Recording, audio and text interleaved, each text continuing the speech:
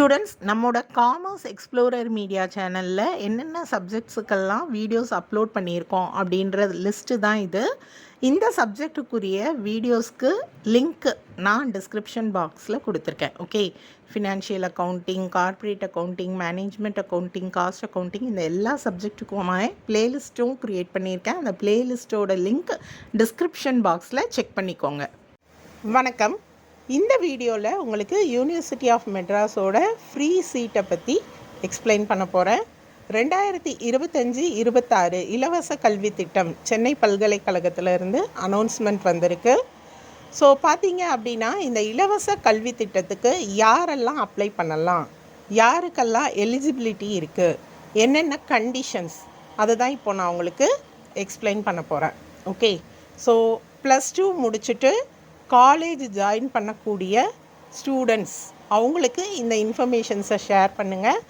And இந்த information +2 முடிச்சுட்டு யாராவது சென்னை பல்கலைக்கழகத்தில், அதாவது யூனிவர்சிட்டி ஆஃப் மெட்ராஸோட அஃபிலியேட்டட் காலேஜஸில் ஜாயின் பண்ண போகிறீங்க, உங்களுக்கு ஃப்ரீ சீட் தேவை அப்படின்னா இந்த இலவச கல்வி திட்டம் மூலமாக நீங்கள் சேர்ந்துக்கலாம். அதாவது சென்னை பல்கலைக்கழகத்தோட இணைந்த கல்லூரிகள் இருக்குது. அது செல்ஃப் ஃபினான்சிங் காலேஜாகவும் இருக்கலாம், இல்லைன்னா கவர்மெண்ட்டோட உதவி பெறும் கல்லூரிகளாகவும் இருக்கலாம். ஓகேவா? ஸோ யூஜி கோர்சஸ் சேர்றவங்க, +2 முடிச்சுட்டு யூஜி கோர்சஸ் சேர்றவங்களுக்கு இந்த இலவச கல்வி திட்டம் நீங்கள் பார்த்தீங்கன்னா 2024-2025 கல்வி ஆண்டில் +2 முடிச்சிருக்கணும். ஓகே, ஸோ இப்போ ரிசல்ட் வந்தது இல்லையா, அந்த ரிசல்ட்டில் நீங்கள் என்ன பண்ணியிருக்கணும், +2 ரிசல்ட்டில் பாஸ் பண்ணியிருக்கணும்.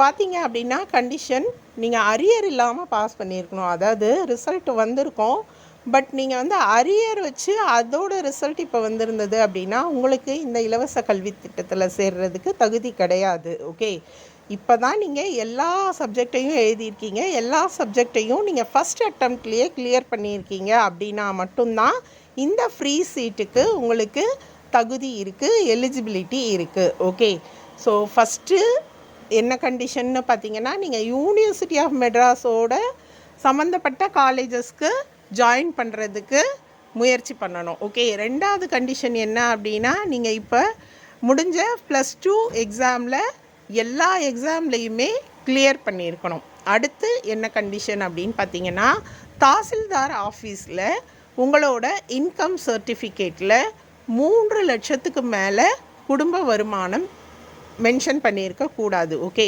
3 லட்சத்துக்குள்ளே தான் உங்களோட குடும்ப வருமானம் இருக்கணும். அந்த இன்கம் சர்டிஃபிகேட் நீங்கள் தாசில்தார் ஆஃபீஸில் வாங்கியிருக்கணும். ஓகே, அடுத்து பார்த்தீங்க அப்படின்னா, இந்த யூனிவர்சிட்டி ஆஃப் மெட்ராஸில் எத்தனை சீட்ஸ் இருக்குது அப்படின்னா, இந்த யூனிவர்சிட்டி ஆஃப் மெட்ராஸோட சம்மந்தப்பட்ட எல்லா காலேஜஸுக்குமே ஒவ்வொரு காலேஜஸுக்கும் 3 ஃப்ரீ சீட் கொடுக்க போகிறாங்க. ஓகே, 3 இலவச இருக்கைகள் அப்படின்னு கொடுத்துருக்காங்க. அப்போ அந்த 3 இலவச இருக்கைகள் எந்தெந்த அடிப்படையில் அவங்க கொடுக்குறாங்க அப்படின்னு பார்த்தீங்கன்னா, ஒரு சீட்டு யாருக்கு அப்படின்னு பார்த்தீங்கன்னா, பேரண்ட்ஸ் இல்லாத ஸ்டூடெண்ட்ஸ், ஆதரவற்ற மாணவர்கள். ஓகேவா?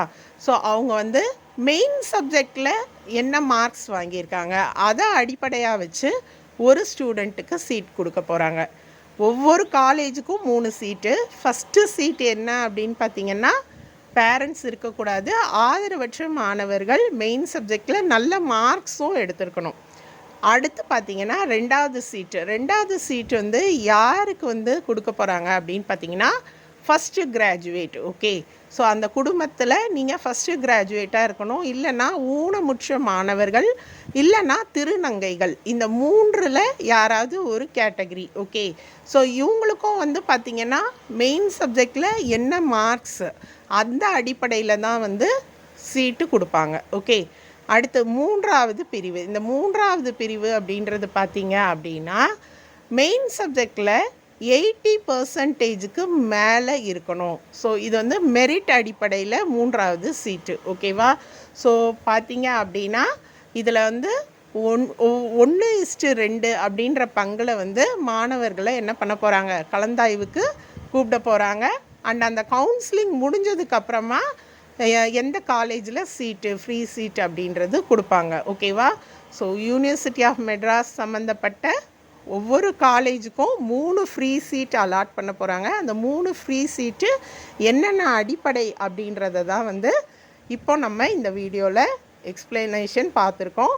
அடுத்து பார்த்தீங்க அப்படின்னா என்னென்ன சமர்ப்பிக்கணும், என்னென்ன சப்மிட் பண்ணணும் இந்த ஃப்ரீ சீட்டுக்கு அப்படின்னு பார்த்தீங்கன்னா, உங்களோட 11th and 12th mark sheet. Okay. அடுத்து பார்த்தீங்கன்னா இன்கம் சர்டிஃபிகேட் இந்த ஒரு வருஷத்துக்குள்ளே வாங்கியிருக்கணும். ஓகே. அதே மாதிரி பார்த்தீங்க அப்படின்னா ஃபஸ்ட்டு கிராஜுவேட் அப்படின்ற சர்டிஃபிகேட்டும் வந்து நீங்கள் வாங்கியிருக்கணும். தாசில்தார் ஆஃபீஸில் இன்கம் சர்டிஃபிகேட் வாங்கியிருக்கணும். அதே மாதிரி ஃபஸ்ட்டு கிராஜுவேட் சர்டிஃபிகேட் இருந்தால் அதை சப்மிட் பண்ணணும். மாற்றுத்திறனாளியாக இருந்தால் அதுக்குரிய சர்டிஃபிகேட், மாற்றுத்திறனாளிகள் நலத்துறையிலேருந்து வாங்கியிருப்பீங்க இல்லையா, அந்த சர்டிஃபிகேட். ஓகே. ஸோ அதே மாதிரி பார்த்தீங்க அப்படின்னா பேரண்ட்ஸ் இல்லாதவங்க அப்படின்னா அந்த பேரண்ட்ஸோட டெத் சர்டிஃபிகேட்டு, ஒவ்வொரு சர்டிஃபிகேட்டும் சொல்லியிருக்கேன். இந்த சர்டிஃபிகேட் எல்லாம் வச்சு தான் நீங்கள் என்ன பண்ண முடியும், ஃப்ரீ சீட்டுக்கு வந்து அப்ளை பண்ண முடியும். ஓகே. ஸோ ஒருவேளை அந்த வருமான சான்றிதழ், ஃபஸ்ட்டு கிராஜுவேட் சான்றிதழ் இது வந்து கிடைக்கிறதுக்கு லேட் ஆகும், டிலே ஆகும் அப்படின்னு பார்த்தீங்கன்னா, அந்த வட்டாட்சியர்கிட்ட இருந்து ஒரு சீட் கிடச்சிருக்கோம். அந்த சீட் வந்து நீங்கள் என்ன பண்ணலாம், அப்லோட் பண்ணலாம் அப்படின்னு கொடுத்துருக்காங்க.